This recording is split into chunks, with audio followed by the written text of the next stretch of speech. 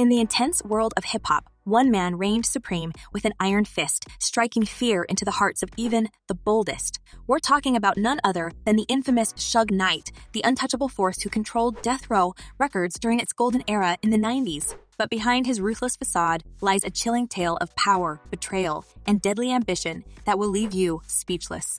Step into the mind of a true mastermind as we unravel the enigma of Suge Knight. Did you know he was plotting to end the life of the legendary Diddy? It's true. Discover the shocking reasons behind Suge Knight's sinister plan and the deadly consequences that unfolded.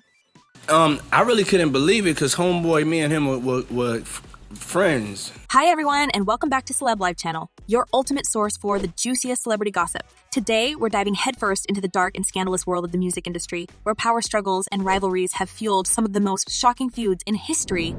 Get ready to uncover the shocking truth behind the infamous beef between Suge Knight and the legendary Diddy, a clash that rocked the hip-hop scene to its core. In the midst of the 90s East Coast vs. West Coast feud, tensions ran high and alliances were tested. Suge Knight, the formidable force behind Death Row Records, and Diddy, the mastermind behind Bad Boy Entertainment, found themselves entangled in a web of animosity and bitter rivalry. But what was the driving force behind Suge Knight's burning desire to eliminate Diddy from the picture? Rumors swirled that Suge felt threatened by Diddy's meteoric rise to success, sensing that his own empire was at stake. Whispers of power struggles, territorial disputes, and control over the lucrative rap industry reached fever pitch. Suge's hunger for dominance and the unyielding thirst for power pushed him to the edge, fueling his alleged intent to take down the charismatic mogul. But the plot thickens even further. Was there more to Suge Knight's vendetta against Diddy than a mere battle for dominance? But first, let's go back to the beginning of the story. While Suge may no longer hold sway over the industry, it's important to understand why he instilled fear in the hearts of many. Prison for a total unstayed term of 28 years. Born and raised in Compton, California, Suge Knight harnessed his imposing stature and physical prowess from an early age. Reflecting on his past in a 2001 interview with The Guardian, he revealed a troubling chapter of his youth. Alongside his friends, Suge would venture into affluent neighborhoods like the Hollywood Hills, lurking outside schools to target and rob the children of privilege. To put it simply, he began by robbing. Embarking on his journey, Suge initially ventured into the music industry as a promoter and bodyguard. However, his ambitions soared higher than working for others, leading him to establish his very own publishing company. Among his clients was a certain individual named Mario Johnson, purportedly involved in crafting a segment of Vanilla Ice's chart-topping hit, Ice Ice Baby. In an attempt to secure the rights to the song's royalties, Suge and his entourage confronted Vanilla Ice on multiple occasions. When the renowned rapper refused to comply, rumors circulated about Suge resorting to more intense tactics. Rumors circulated about a dramatic encounter between Suge Knight and Vanilla Ice, suggesting that Suge dangled Vanilla Ice off a hotel balcony until he agreed to sign over the royalties for the track. However, in a later interview, Vanilla Ice himself clarified that he was not dangled over a balcony, but instead had an intense encounter with Suge and his entourage in his hotel room.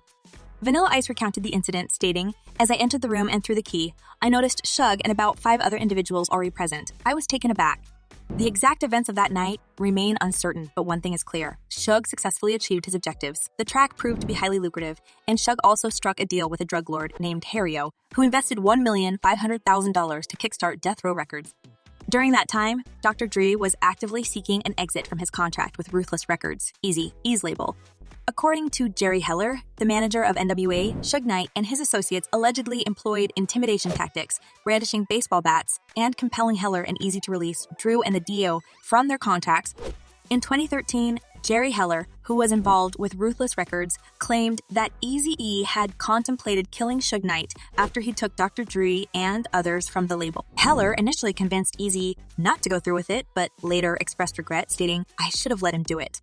It would have been a service to the world." He was determined to do it, no doubt. Death Row Records experienced significant success with Dr. Dre's album, The Chronic and Snoop Dogg's Doggy Style. With the addition of Tupac Shakur to the label, Death Row became the dominant force in the music industry, boasting more talent than any other rap label in history.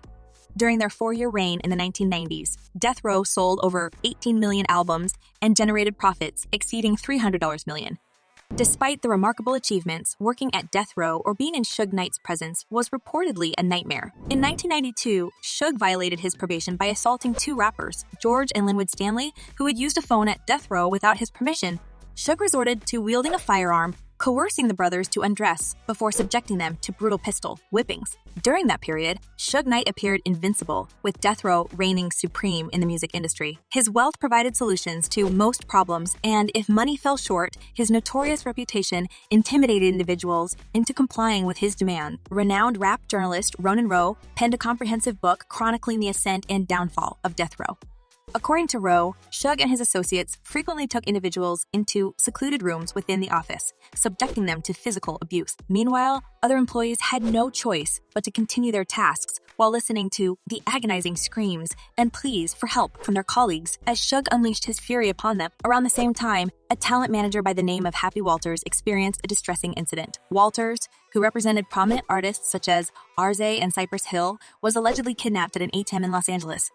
After 2 days, he was discovered in a hotel, bearing visible injuries, including bruises and cigarette burns. Walters never filed a police report claiming to have suffered from amnesia due to the ordeal. However, he subsequently dropped a significant number of rappers from his roster following the incident. I think it's already become clear to you how Suge Knight is used to dealing with his problems. So it's pretty obvious that he has a conflict with another troubled industry mogul, Diddy. The origins of the Suge Knight and Diddy conflict can be traced back to the fierce competition between their respective record labels, Death Row Records and Bad Boy Records.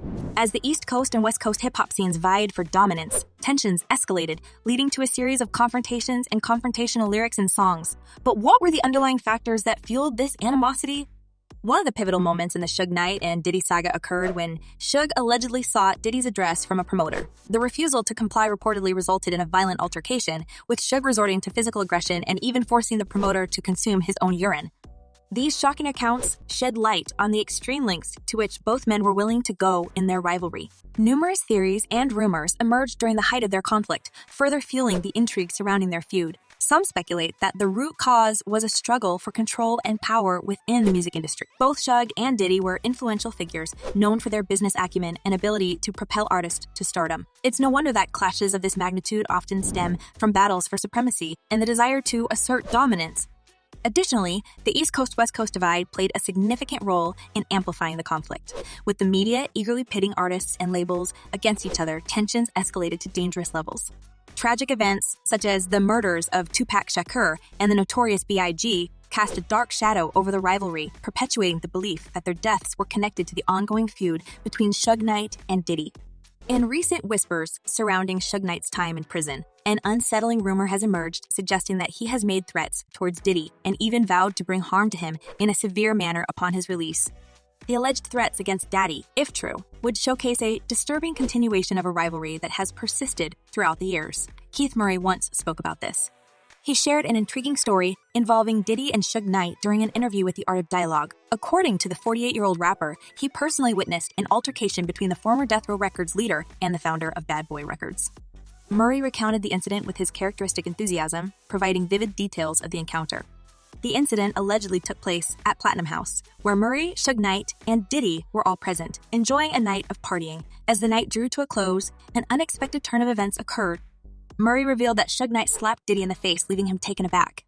Murray is not aware of the reason for their quarrel, but fans have the following theory. Suge Knight coerced Diddy into orchestrating the killings of Biggie Smalls and Tupac. Now, Suge is merely trying to conceal his involvement and deliberately intimidating Diddy from jail to ensure his silence. It was a business decision, you know what I'm saying? It was a straight business decision. And that theory makes sense, doesn't it? Explosive allegations surrounding the deaths of iconic rappers Biggie Smalls and Tupac Shakur have surfaced from a former member of the Los Angeles Police Department, Apti.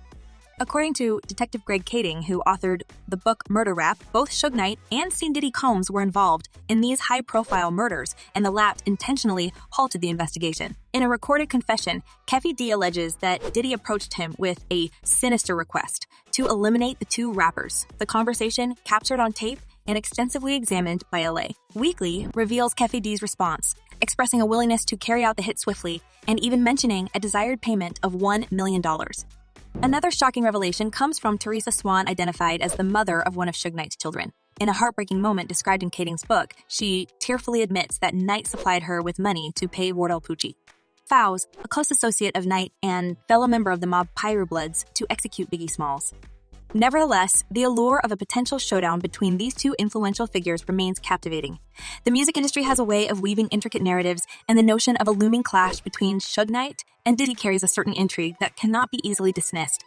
As we wrap up this intriguing exploration into the conflict between Suge Knight and Diddy, one question lingers: why did Suge Knight want to kill Diddy? Was it a battle for power, rivalry, or something more personal? We want to hear your thoughts in the comments section below. If you enjoyed this video and want to see more captivating content like this, make sure to hit the subscribe button and turn on the notification bell so you never miss an upload. Don't forget to give this video a thumbs up if you found it thought-provoking and engaging.